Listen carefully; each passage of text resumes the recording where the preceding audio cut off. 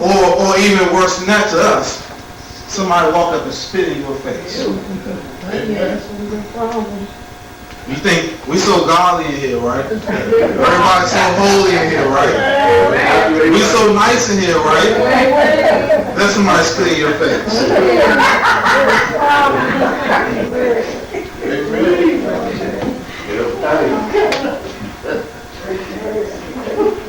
But see, we have to understand it was tough.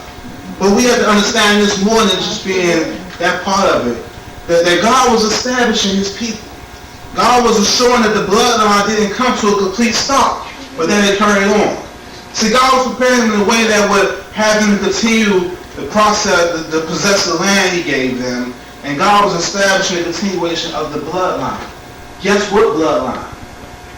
The bloodline of Jesus. That's why it's so important. So, and I'm putting in perspective. Just imagine if the bloodline of Jesus had stopped at his great-great-great-grandfather, Eleazar, because he decided he didn't want to murder his brother's widow wife. Just imagine that. Just imagine he said, you know what, I had my eyes on somebody else. You know, I was looking at Sister Mariah down the street, and I was hoping to marry her. Wow. And he decided that he didn't want to do this. Just imagine that decision being made in that lineage or bloodline of Jesus. When God was telling them all along that and he was telling through the prophets that the Messiah was coming through the bloodline of David. That the Messiah was coming to rule over the throne of David, and the people were expecting this. Amen. They were sitting there waiting for this Messiah to come from the seed through the bloodline of David down through this lineage and rule over David's throne. That's right. And just imagine if somebody down the line decided that, I can't take on this responsibility. I can't murder her. That's my brother's. I can't do this thing. That's how important it was. Yeah. Because that bloodline, that name had to continue on for this process to go through. See, God knows what he's doing. We the ones who don't. Yeah. We the ones who sit there and think we want to rationalize, put our own thoughts. Rational thinking don't have nothing to do when it comes down to God. We have to be obedient when it comes down to God. Amen. So they knew that the Messiah was coming through the bloodline of David.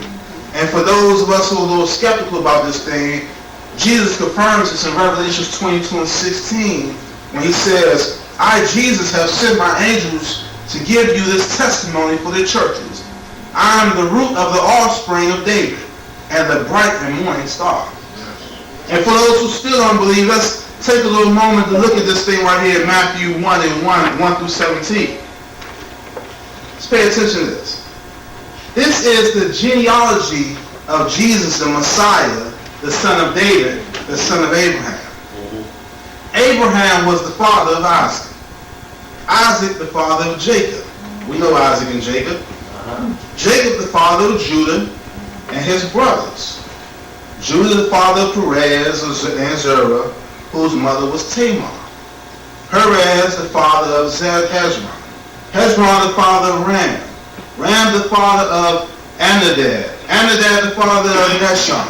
Nahshon, the father of Salmon. Salmon, the father of Boaz, whose mother was Rahab. Boaz, the father of Odab, whose mother was Ruth. Odab, the father of Jesse. And Jesse, the father of King David. David was the father of Solomon, whose mother had been Uriah's wife. Solomon, the father of Rehoboam. Rehoboam, the father of Abijah. Abijah, the father of Asa. Asa, the father of Jehoshaphat. Jehoshaphat, the father of Joram. Joram, the father of Uzziah. Uzziah, the father of Jotham. Jotham, the father of Ahaz. Ahaz, the father of Hezekiah. Hezekiah, the father of Manasseh. Manasseh, the father of Amon. Amon, the father of Josiah. Josiah, the father of Jonah and his brother at the time of the exile in Babylon. After the exile of Babylon, Jonah was the father of Salathiel. Salathiel, the father of Zerubbabel, and Zerubbabel, the father of Abihud. Abihud, the father of Elokim.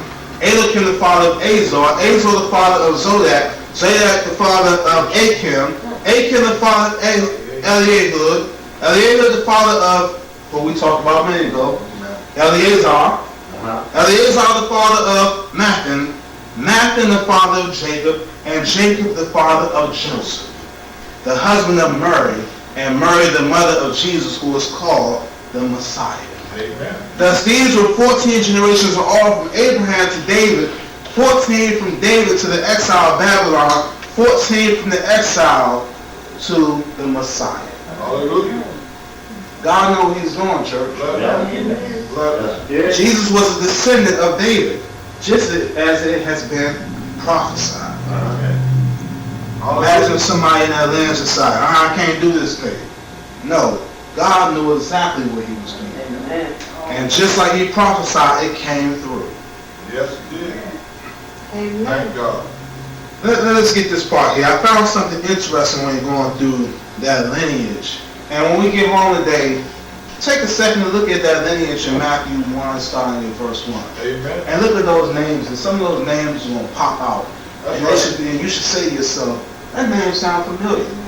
But pay attention to some of the names in the lineage. But something I found familiar was that there were two names that were mentioned that I want to focus on for a minute today.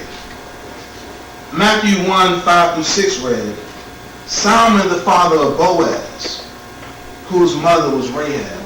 Some of y'all know where I'm about to go with this. I think Pastor Williams knows where I'm about to go with this. Yeah. Solomon the father of Boaz, whose mother was Rahab.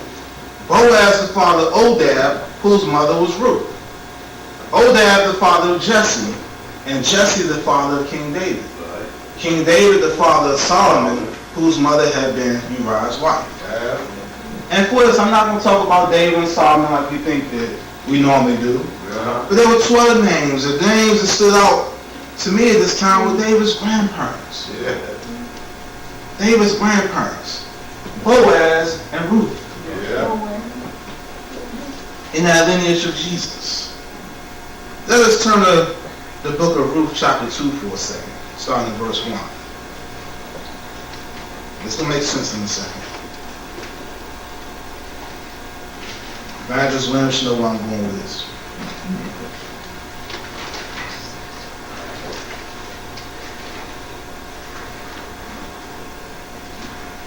And for those of us who like Empire and Scandal and all those shows, let's really pay attention to this part.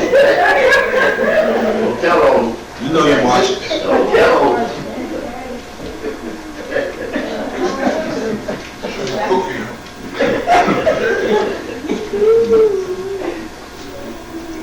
In the book of Ruth, chapter 2, starting verse 1, it reads, Now, Naomi had a relative on her husband's side, a man of standing from the clan of Amalek, whose name was Boaz.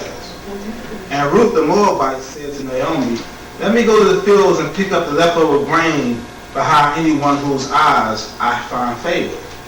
Naomi said to her, Go ahead, my daughter. So she went out into the field and began to glean behind the harvesters. As it turned out, she was working in the field belonging to Boaz, who was from the clan of Amalek. Just then Boaz arrived from Bethlehem and greeted the harvesters. The Lord be with you. The Lord bless you, they answered. Boaz asked the overseers of his harvesters, Who does this woman belong to? The overseers replied, She is a Moabite woman who came back from Moab with Naomi. She said, Please let me glean and gather from among the sheaves behind the harvesters.